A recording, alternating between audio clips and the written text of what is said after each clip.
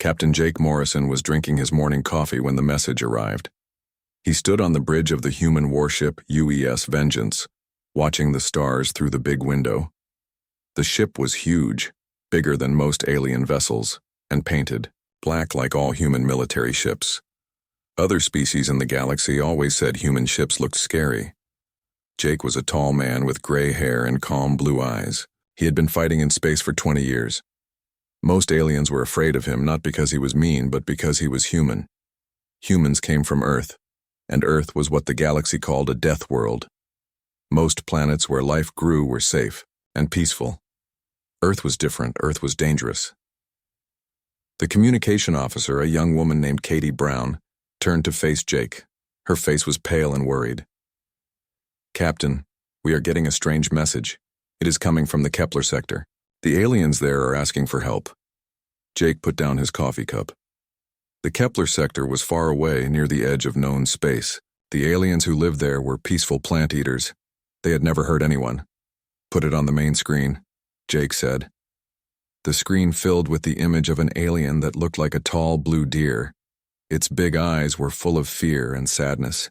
When it spoke, the computer changed its words into English. "This is Minister HFY of the Kepler worlds. Our homes are under attack. The Void Hunters have come to our space.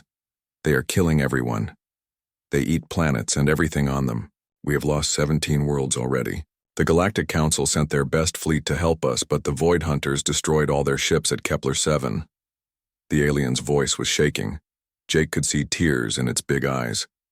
"We know that humans are dangerous. The Council has always warned us about your kind. They say you come from a death world and that you are predators, but we are dying. Our children are dying. We have nowhere else to turn.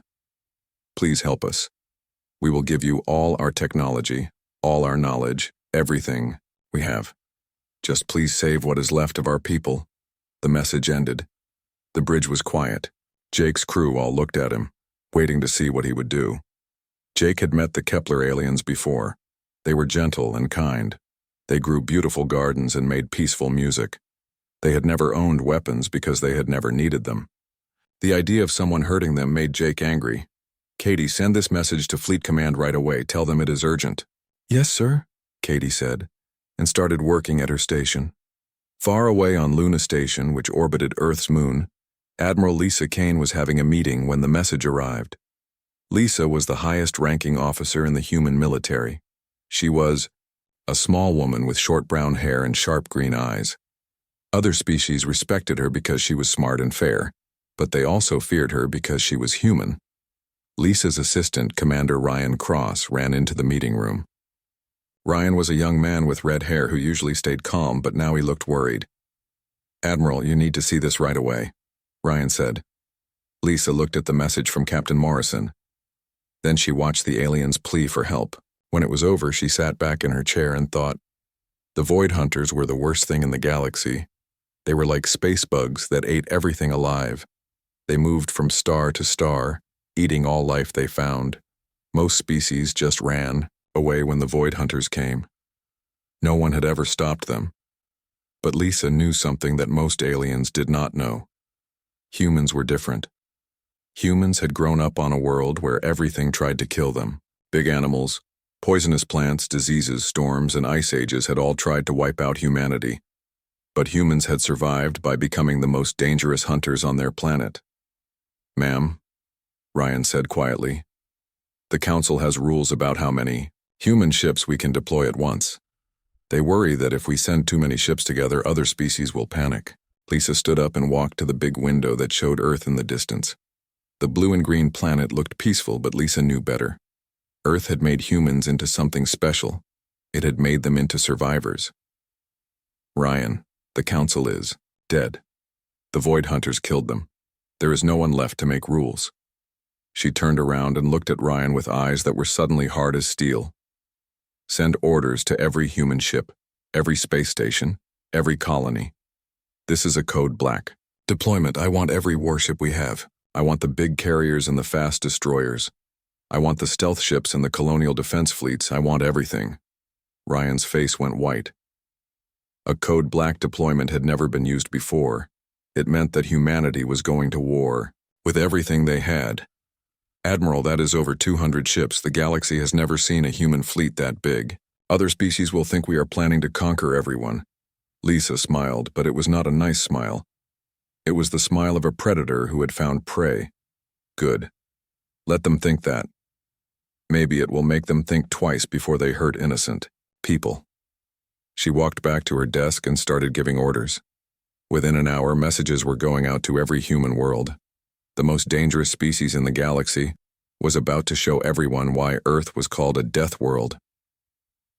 On distant colony, worlds, space stations, and military bases, humans began preparing for war. They loaded weapons, fueled ships, and said goodbye to their families. They all knew what this meant. The peaceful time was over. Humanity was about to remind the galaxy what happened when you threatened their friends. Captain Morrison felt his ship shake as new orders came through.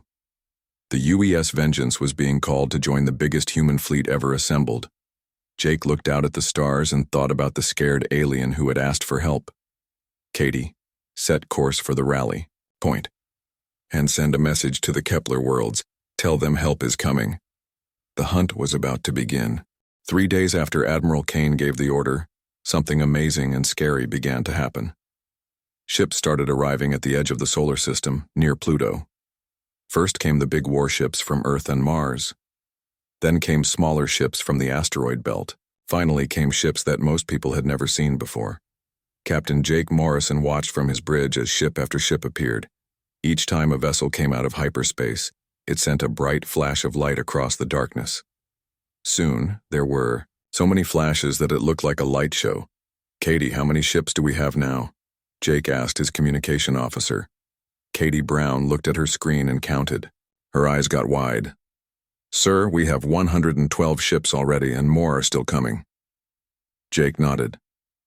He had never seen so many human ships in one place.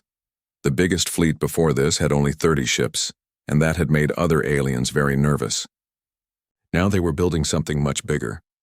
The first group of ships belonged to Earth's main navy. These were the big warships with thick armor and powerful weapons. Jake's ship, the UES Vengeance, was one of 12 huge ships called dreadnoughts. Each dreadnought could fight an entire alien fleet by itself. Next to the dreadnoughts were the carriers. These ships carried hundreds of small fighter ships inside them. Commander Beth Parker was in charge of the carrier group from her ship, the UES Retribution. Beth was a short woman with black hair who had grown up on Mars. She was known for being very good at planning battles. Jake, this is Beth. Her voice came through the radio. My pilots are excited. They have never had a chance to fight the Void Hunters before. Jake looked out his window at Beth's carrier. It was almost as big as his dreadnought, but it was built differently. Instead of big guns, it had huge doors that could open to let out swarms of fighters. Then came the stealth ships.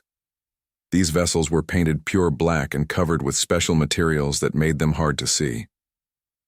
Captain Neil Johnson commanded the stealth group from his ship, the UES Ghost. Neil was a quiet man who rarely talked, but everyone knew he was very good at sneaking up on enemies. The stealth ships were smaller than the other warships, but they were very dangerous. They could appear anywhere without warning and attack before the enemy knew they were there. There were 30 stealth ships in Neil's group, more than had ever worked together before. But the most interesting ships came last. These were the colonial defense vessels, and they looked very different from the neat, clean ships of Earth's Navy. The colonial ships had been built by people who lived on frontier worlds, places where life was hard and dangerous. Captain Maya Singh commanded the colonial fleet from her battleship, the UES Frontier. Maya was a tough woman who had grown up on a colony world where giant alien creatures tried to eat the colonists every day. Her ship looked like it had been through many battles. The hull was covered with scars and patches where it had been repaired after fights. Maya, good to see you, Jake said when she called him. Jake, my friend, we came as fast as we could. My people have been waiting for a real fight. Maya's ship was not as big as Jake's dreadnought, but it looked meaner. The colonists had added extra weapons and armor wherever they could fit them. Some of the guns looked like they had been taken from mining equipment or factory machines. Behind Maya's ship came dozens of other colonial vessels. Some were old cargo ships that had been turned into warships. Others were patrol boats that protected mining operations. A few were converted passenger ships that now carried Marines instead of travelers. Admiral Kane watched all of this from her command ship, the UES Indomitable. The Indomitable was the biggest and most powerful ship in the human fleet. It had been built to command large battles and coordinate many ships at once. Lisa Kane stood on her bridge and looked at the tactical display. The screen showed every human ship in the area as a small dot of light. There were so many dots that they looked like stars. "Commander Cross, what is our final count?" Lisa asked her assistant. Ryan Cross checked his computer. "Admiral, we have 237 ships total. 12 dreadnoughts, 18 carriers, 30 stealth ships, 45 destroyers, 62 cruisers, and 70 colonial vessels." Lisa smiled. It was the biggest human fleet in history. But she knew it was not just the number of ships that mattered. It was what those ships represented. Every human in the fleet had grown up on Earth or on worlds settled by Earth. Earth was a death world where everything was dangerous. Humans had learned to survive by becoming better hunters than anything else on their planet. Other aliens came from peaceful worlds where the biggest danger was a storm or an earthquake. Humans came from a world where giant predators, poison plants, diseases, and ice ages had all tried to kill them. Only the strongest and smartest humans had survived to have children. This made humans different from other species. Where aliens saw problems, humans saw challenges to overcome. Where aliens felt fear, humans felt excitement. Where aliens wanted to run away, humans wanted to fight. "Admiral," said Commander Cross, "we are getting messages from all over the galaxy. Other species are asking what we are doing with so many ships." Lisa walked to the big window on her bridge. Outside, she could see hundreds of human warships floating in space. Each ship carried weapons that could destroy cities. Each crew was trained to fight and win against any enemy. "Tell them we are going hunting," Lisa said. At that moment, every ship in the fleet received the same message. It was time to move. The coordinates for the Kepler system appeared on every navigation screen. The biggest and most dangerous fleet in galactic history was about to jump to hyperspace. Jake Morrison felt his ship's engines start to warm up. Around him, hundreds of other ships were doing the same thing. The space around Pluto began to glow, with the light of ship engines preparing for the jump to hyperspace. "All ships, this is Admiral Kane." Lisa's voice came through every radio in the fleet. "We are about to show the galaxy what happens when someone threatens innocent people. The Void Hunters think they are the most dangerous thing in space. They are about to learn that they are wrong." The jump to hyperspace began. One by one, the human ships disappeared in bright flashes of light. Each ship that jumped made the space around it bend and twist. When 237 ships jumped at almost the same time, the light could be seen from 3 star systems away. Other species living in nearby systems looked up at their skies and saw the strange lights. They did not know what was happening, but they felt afraid. Something big was moving through space, and it was moving fast. The human fleet was on its way to war, and the galaxy would never be the same. The human fleet came out of hyperspace at the edge of the Kepler system and saw hell. Bright flashes of light filled the darkness as the 237 ships appeared all at once. But what they saw in front of them made even the bravest humans feel sick. Captain Jake Morrison stood on his bridge and stared at the main screen. The planet Kepler Prime, which had once been home to billions of peaceful aliens, was covered with dark shapes. These shapes were alive and moving like giant worms or spiders crawling all over the world. "My God," whispered Katie Brown, the communication officer. "What are those things?" Jake knew what they were. Every human military officer had studied the Void Hunters, but seeing them for real was different from looking at pictures. The Void Hunters were not like other aliens. They did not build ships from metal and computers. Instead, they grew their ships like plants or animals. Each Void Hunter ship looked like a huge bug or sea creature. They had long tentacles that could grab onto planets and suck the life out of them. Their ships were black and slimy, and they moved through space like swimming fish. Some were as small as human fighters. Others were bigger than cities. "Captain Morrison, this is Admiral Kane." Lisa's voice came through the radio. "What do you see?" Jake looked at his tactical display. The computer was trying to count the enemy ships, but there were too many. Admiral, I count at least 3,000 Void Hunter vessels around Kepler Prime. They have attached themselves to the planet's surface and are feeding. On the planet below, billions of blue deer-like aliens were dying. The Void Hunters were draining the life from everything they could find. Plants, animals, and people were all being turned into food for the hungry space creatures. Commander Beth Parker's voice came through the radio from her carrier ship. Jake, my sensors show that some of the aliens are still alive in underground shelters, but the Void Hunters are digging down to get them. Captain Neil Johnson's stealth ship was already moving closer to the enemy. His voice was calm and quiet as always. I can see their feeding patterns. They work like ants or bees. Each ship has a job. Some dig, some carry food back to the big ships, some guard the others. Captain Maya Singh from the Colonial Fleet sounded angry. This is disgusting. These things are not warriors. They are just giant bugs that eat everything. Admiral Kane listened to all the reports and made her decision. She had seen many battles in her long career, but nothing like this. The Void Hunters were not just killing the aliens on Kepler Prime. They were eating them alive. All ships, this is Admiral Kane. We are going to attack now. Beth, launch all your fighters. Neil, take your stealth ships and hit their rear guard. Maya, bring your colonials in from the side. Jake, you and the other big ships will attack their main feeding clusters. The human fleet spread out into battle formation. This was what they had trained for their entire lives. Humans were hunters, and now they had found prey that needed to be stopped. Commander Beth Parker stood on the bridge of her carrier and gave orders to her pilots. All fighters, launch now, load nuclear missiles. These things are big, so we need big explosions to hurt them. The doors on Beth's carrier opened and hundreds of small fighter ships poured out like angry bees from a hive. Each fighter was flown by a human pilot who had grown up playing games about space battles. But this was not a game.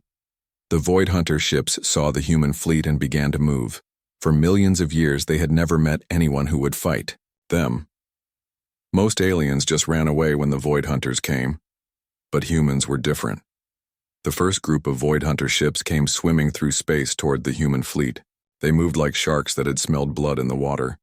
Each ship was the size of a building and covered with sharp teeth and grabbing arms. Here they come, said Jake Morrison. All weapons, fire when ready. The human dreadnoughts opened. Fire with their biggest guns. Beams of pure energy and nuclear missiles flew through space toward the enemy ships. When they hit, the explosions lit up the darkness like new suns being born. But the Void Hunters kept coming. Their ships were tough and could heal themselves when damaged. What would kill a normal ship only made them angry. These things are harder to kill than I thought, said Commander Cross from Admiral Kane's ship. Then we use more firepower, Kane replied. All ships, continuous fire. Do not stop shooting until they are all dead. The space battle became a storm of light and explosions. Human ships fired everything they had at the advancing Void Hunters. Nuclear missiles, energy beams, and railgun rounds all flew through the darkness. The Void Hunter ships tried to do what they always did. They tried to get close to the human ships and attach themselves like giant leeches. Once attached, they would start draining the ship's power and eating the crew inside. But humans had studied this tactic and were ready for it. When a Void Hunter ship got close, the human ship would spin around and hit it with short-range weapons. Flamethrowers, plasma cannons, and explosive charges all fired at once. Captain Neil Johnson's stealth ships appeared behind the enemy like ghosts. The Void Hunters never saw them coming. Neil's ships fired their weapons and then disappeared again before the enemy could fight back. This is Neil. We are hitting their supply lines. The big ships that carry food back to their home fleet are easy targets. Captain Maya Singh's colonial ships fought differently than the military vessels. The colonists had learned to fight by battling giant alien monsters on their home worlds. They used mining explosives as weapons and cargo hooks as grabbing arms. Jake, this is Maya. My people are boarding some of the smaller Void Hunter ships. We are going to kill these things from the inside. Jake Morrison watched the battle unfold on his tactical display. The human fleet was winning, but it was not easy. For every Void Hunter ship they destroyed, 2 more seemed to take its place. Admiral, we have a problem. reported Commander Cross. Long-range sensors show more Void Hunter ships coming from deeper in the system. Looks like we only found the advance guard. Admiral Kane smiled grimly. She had expected this. The Void Hunters always traveled in huge swarms. But she also knew something the Void Hunters did not know. Humans were persistent hunters. Once they started a hunt, they never gave up. Good, she said. Let them all come. Time to show them what happens when you mess with our friends. What happened next was not a battle anymore. It became a hunt. The human fleet split into smaller groups, each one hunting down Void Hunter ships like wolves chasing deer through a forest. Captain Jake Morrison watched his tactical screen as the hunting groups spread out across the Kepler system. Each group had a different job. Some groups chased the big Void Hunter ships. Other groups hunted the smaller ones that tried to run away. Katie, send a message to all ships. Jake ordered. No Void Hunter ship leaves this system alive. If even one escapes, it will warn the others about us. The human pilots in their small fighter ships were like hawks diving on mice. Lieutenant Sam Turner flew his fighter straight at a Void Hunter ship that was 3 times bigger than his small craft. The alien ship tried to grab him with its long tentacles, but Sam was too fast and too smart. Got you, Sam said as he fired a nuclear missile right into the enemy ship's mouth. The explosion tore the creature apart from the inside. All around the system, human fighters were doing the same thing. They moved like a school of deadly fish, attacking from all directions at once. The Void Hunter ships had never faced enemies that moved so fast and hit so hard. Captain Neil Johnson's stealth ships were the most feared of all. They would appear out of nowhere, attack, and then vanish again before the Void Hunters could fight back. Neil's ship, the UES Ghost, appeared right next to a massive Void Hunter feeding ship. Target their brain cluster, Neil told his weapons officer quietly. One shot right through the center. The stealth ship fired a single powerful beam that cut through the alien ship like a knife through butter. The Void Hunter ship stopped, moving and began to drift in space, dead. But it was Captain Maya Singh and her colonial ships that truly terrified the Void Hunters. The colonial people had grown up fighting giant alien monsters on dangerous worlds. They knew how to kill things that were bigger and stronger than they were. Maya's ship, the UES Frontier, flew straight at the largest Void Hunter ship in the system. The alien ship was the size of a small moon and covered with thousands of feeding tentacles. It had been alive for hundreds of years and had eaten entire civilizations. This is Maya to all colonial ships, she said over the radio. Time to show these space bugs how we deal with monsters back home. The colonial ships attacked the giant Void Hunter like angry hornets attacking a bear. They used mining charges as bombs, industrial cutters as weapons, and cargo hooks to tear pieces off the alien ship. The colonists fought with a wild fury that scared even their own allies. Inside the giant Void Hunter ship, Maya led a boarding party through the dark, slimy corridors. The alien ship was like being inside the stomach of a huge animal. Everything was wet and smelled terrible. Sergeant Mike Davis carried a flamethrower and burned everything in his path. Ma'am, this thing is trying to heal itself. Every time we cut something, it grows back. Maya smiled and pulled out a container of industrial acid. Then we make sure it stays dead. Burn everything, then pour acid on it. Let's see it heal from that. The human boarding parties moved through the Void Hunter ships like exterminators cleaning out a pest problem. They used flamethrowers, explosives, and chemical weapons to destroy everything they found. Every egg chamber, every feeding area, every part of the ship that could grow back was burned or melted. Captain Jake Morrison led his own boarding party onto a Void Hunter command ship. This ship was different from the others. Instead of just eating, it seemed to control the other ships like a queen bee controlling worker bees. Inside the ship, Jake and his Marines found a huge brain-like creature connected to thousands of nerve cables. The brain was trying to communicate with all the other Void Hunter ships, telling them what to do. "Sir," said Sergeant Lisa Rodriguez, "the brain is trying to talk to us. Our translators are picking up its thoughts." Jake listened to the alien thoughts coming through the translator.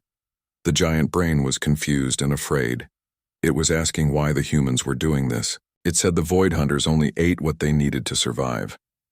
Jake looked at the massive brain that had ordered the deaths of billions of innocent aliens. His voice was cold and hard when he spoke. Tell it that we are doing this because they made a mistake. They thought they were the most dangerous thing in the galaxy. They were wrong. We are. The brain sent out waves of fear and panic to all the remaining Void Hunter ships. For the first time in their species' history, the Void Hunters felt true terror. They had always been the hunters, never the hunted. Now they knew what it felt like to be prey. Some of the smaller Void Hunter ships tried to escape by jumping to hyperspace. But Captain Neal's stealth ships were waiting for them. Every time a Void Hunter ship tried to run, a human stealth ship would appear and destroy it. This is Neal to all ships. We have cut off all escape routes. Nothing is getting away. Admiral Kane watched the hunt from her command ship. The tactical display showed human ships all across the Kepler system, systematically destroying every Void Hunter vessel they could find. Her officers were amazed at how efficient the hunting groups were.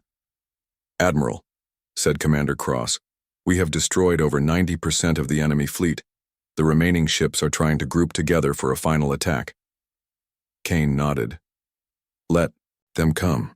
Jake, Maya, Neal, Beth, finish this. Make sure the galaxy knows what happens when someone threatens innocent people under our protection." The last group of Void Hunter ships gathered together in a desperate attempt to fight back. There were still hundreds of them, and they were the biggest and strongest ships in their fleet. They came at the human ships like a tidal wave of teeth and claws. But humans had been fighting tidal waves for their entire history. They had survived ice ages, meteor impacts, and supervolcanoes. A group of angry space bugs was not going to stop them now. The final battle lasted only 30 minutes. When it was over, the Kepler system was quiet except for the rescue ships heading to save the surviving aliens on the planet below. Jake Morrison stood on his bridge and looked out at the wreckage floating in space. Pieces of destroyed Void Hunter. Ships drifted everywhere like the remains of a great storm. Not a single enemy ship had survived. "Katie, send a message to Admiral Kane. The hunt is complete. All targets eliminated." The most feared species in the galaxy had learned what it meant to face a predator from a death world, and they had not survived the lesson. The battle for Kepler Prime was over in 18 hours. When the last Void Hunter ship exploded in a ball of fire, Captain Jake Morrison felt something he had never felt before. The galaxy was a safer place because of what they had done. All around the Kepler system, human ships were now doing something different. Instead of fighting, they were saving lives. Medical ships flew down to the planet to help injured aliens. Engineering ships began clearing away the dead Void Hunter creatures that covered the world's surface. Jake watched from his bridge as rescue teams worked to free trapped aliens from underground shelters. The blue deer-like people were scared and weak, but they were alive. That was what mattered. "Captain," said Katie Brown, "we are getting a message from Minister HFY. He wants to thank us." The main screen filled with the image of the alien leader. He looked much older than he had in his desperate plea for help 3 days ago. His big eyes were full of tears, but these were tears of happiness. "Captain Morrison, Admiral Kane, brave humans of Earth," HFY said in his shaking voice, "we cannot find words to thank you. You have saved our people when no one else would help. We thought we were all going to die. Now our children will live because of your courage." Jake felt proud, but also sad. So many aliens had died before the human fleet could arrive. 17 worlds had been completely eaten by the Void Hunters. Billions of innocent people were gone forever. On her command ship, Admiral Lisa Kane was reading reports from across the galaxy. News of the battle had spread fast. Every species with radio equipment had heard about what happened at Kepler Prime. "Commander Cross, what are the other species saying about us?" Lisa asked. Ryan Cross looked at his communication screen. His face showed worry and amazement at the same time.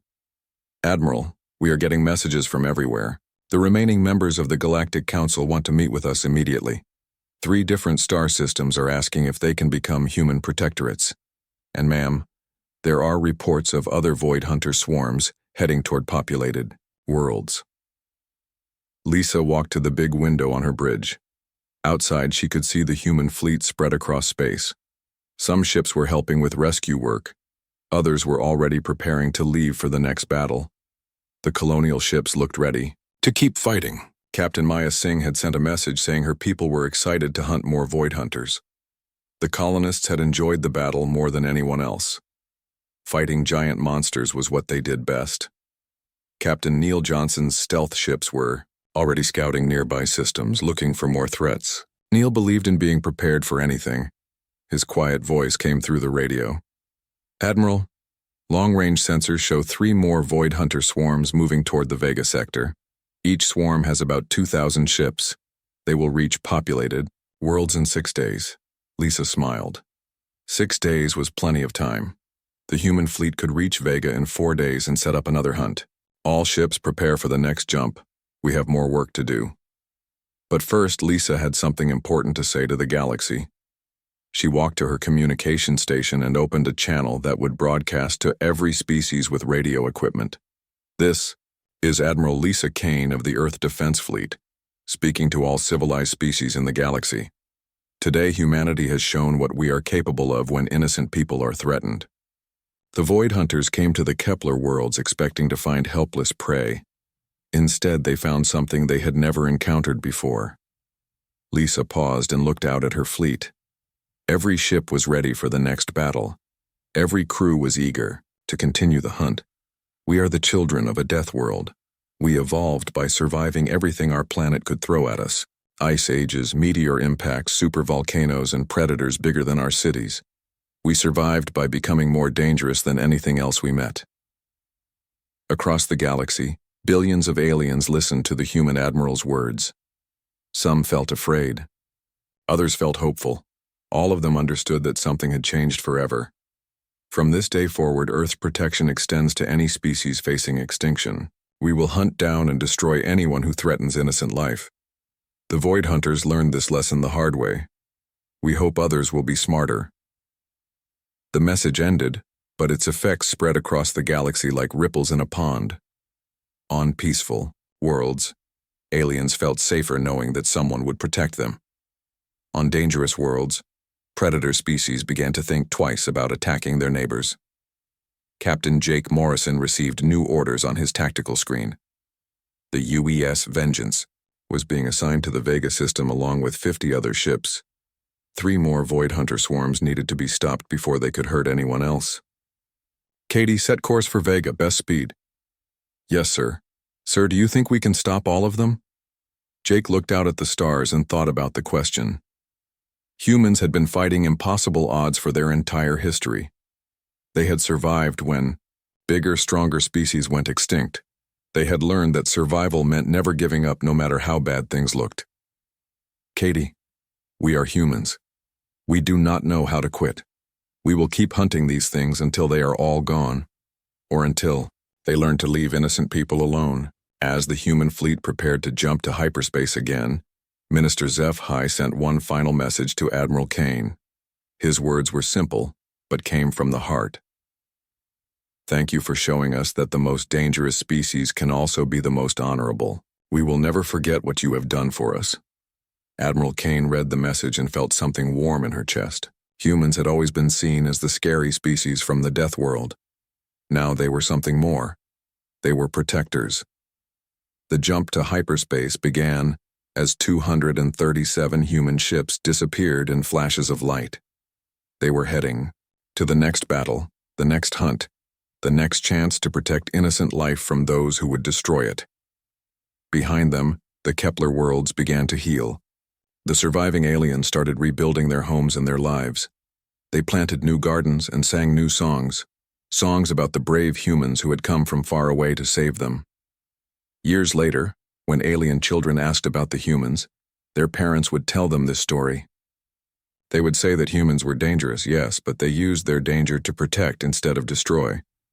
They were predators who hunted other predators to keep the peaceful species safe.